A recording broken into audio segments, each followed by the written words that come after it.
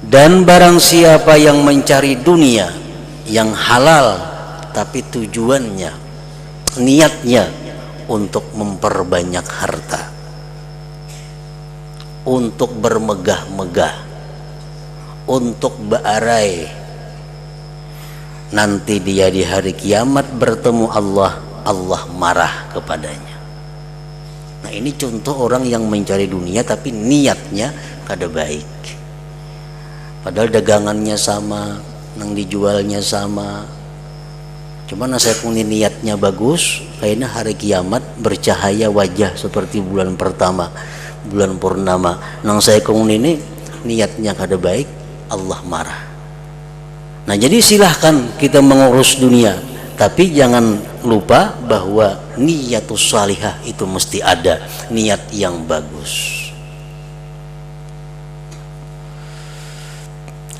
Berusaha dengan niat supaya kawan naik haji, bagus.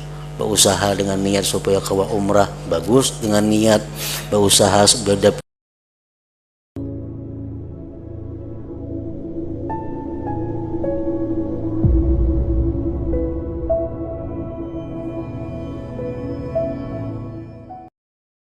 sebagaimana disabdakan oleh Rasulullah sallallahu alaihi wasallam, innan nura idza dakhala sadra infasaha wan syarah. Sesungguhnya cahaya dari Tuhan itu apabila masuk ke dalam hati seseorang, maka luaslah hati seseorang itu dan lapanglah hati seseorang itu.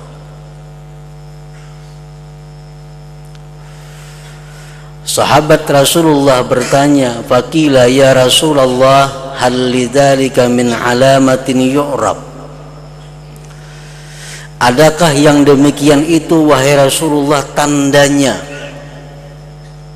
Bagaimana tandanya orang yang berhati lapang itu? Apa alamatnya orang-orang yang hatinya diberikan cahaya oleh Allah Subhanahu wa ta'ala? Apakah itu ada alamatnya wahai Rasulullah? Qala na'am, jawab Nabi, ada. Ada tandanya orang-orang yang berhati lapang itu. Ada tandanya orang-orang yang berhati diberi cahaya oleh Allah Subhanahu wa ta'ala. Yang pertama tandanya, kata Rasulullah, at-tajafi andaril ghurur. Yang kedua, wal inabatu ila daril khulud. Yang ketiga, wal isti'dadu lil mauti qabla nuzulil maut. Pertama, tandanya orang yang hatinya itu bercahaya, at-tajafi anil ghurur, yaitu merenggang dari negeri tipu daya ini.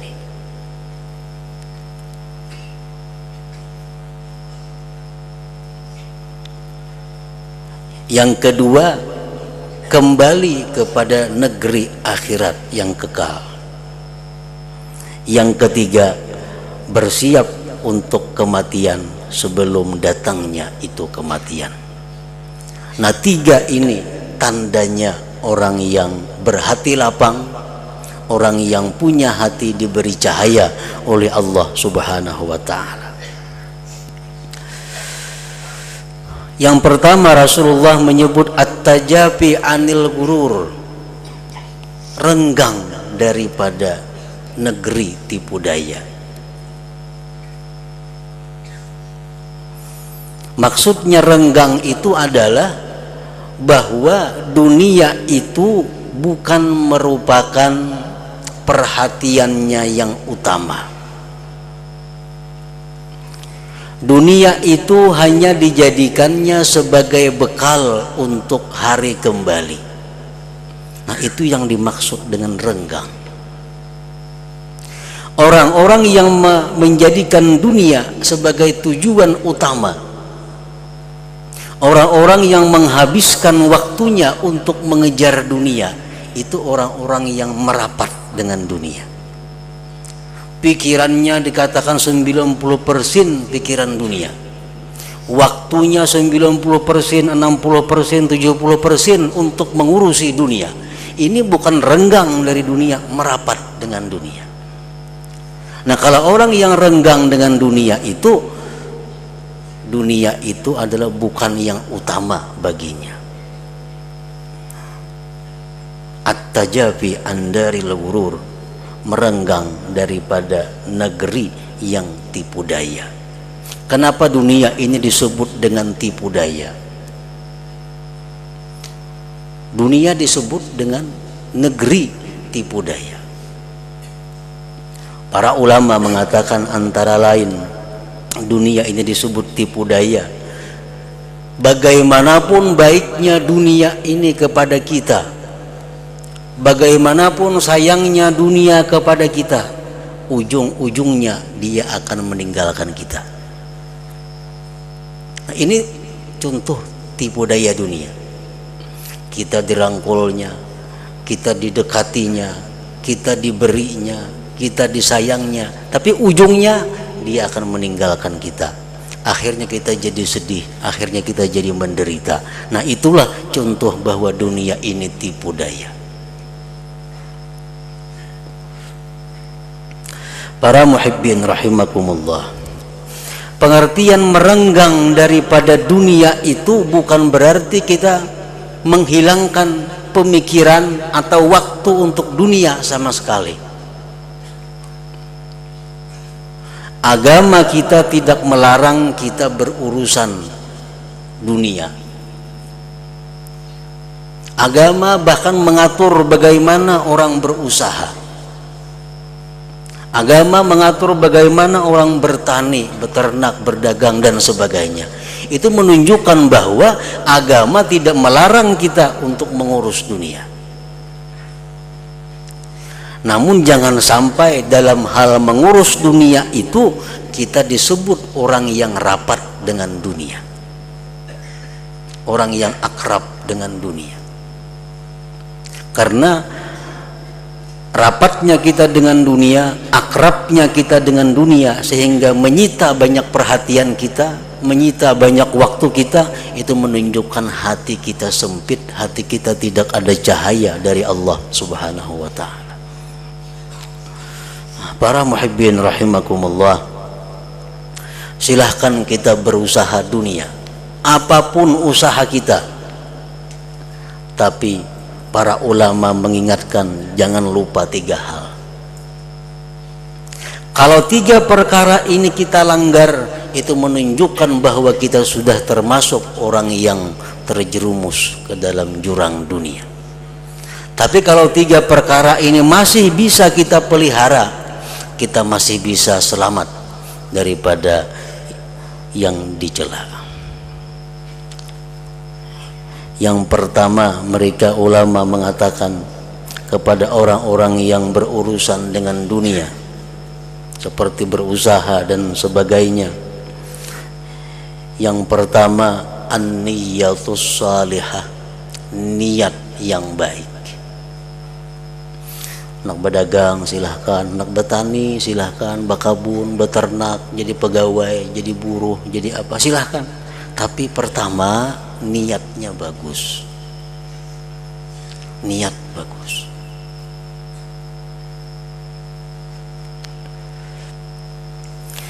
Rasulullah sallallahu alaihi wasallam bersabda, man talabad dunya halalan isti'fafan anil mas'alah wa sa'yan ala ahlihi wa ta'attufan ala jarihi ba'athahu Allah yawmal qiyamah wa wajhuhu kal-qamari lailatal badar. Wa man talabad dunya halalan mukathiran mufakhiran muraiya laqiyallah ta'ala yawmal qiyamah wa huwa alaihi ghadban. Nah, ini Rasulullah menerangkan bagaimana orang yang mencari dunia dengan niat. Barang siapa yang mencari dunia, berdagang, berkebun, halalan halal, jangan yang haram, yang halal. niatnya mencari dunia yang halal itu adalah isti'fafan anil mas'alah, karena menghindari daripada mengemis, mengusahakan untuk keluarganya dan membantu tetangga-tetangga yang memerlukannya. Nah, kalau kita berusaha dengan niat seperti itu, ba'asahullah yaumal qiyamah wa wajhuhu kal kamar lailatal badar, Allah bangkit nanti di hari kiamat, wajahnya seperti bulan purnama. Nah, ini berdagangnya kan jadi masalah. Niat kita mulai turun rumah, hendak usaha itu apa garang tujuan kita.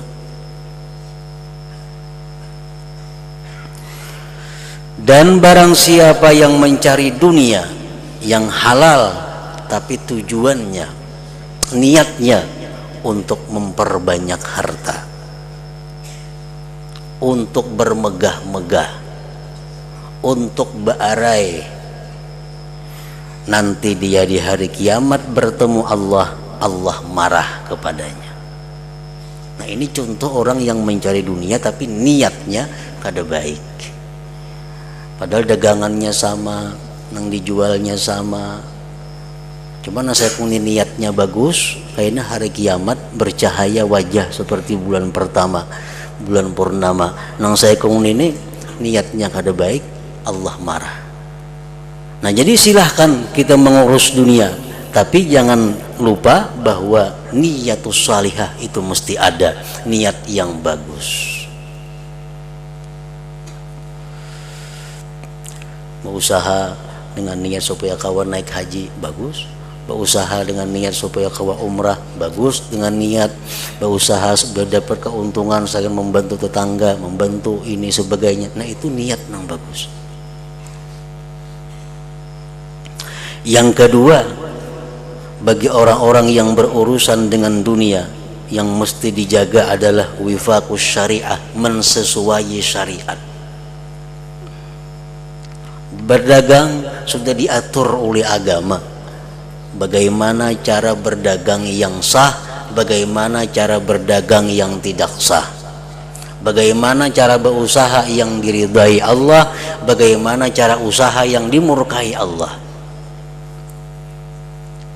Untuk menyiwakan apa, silahkan menjadi tukang siwa, tapi sesuai dengan syariah.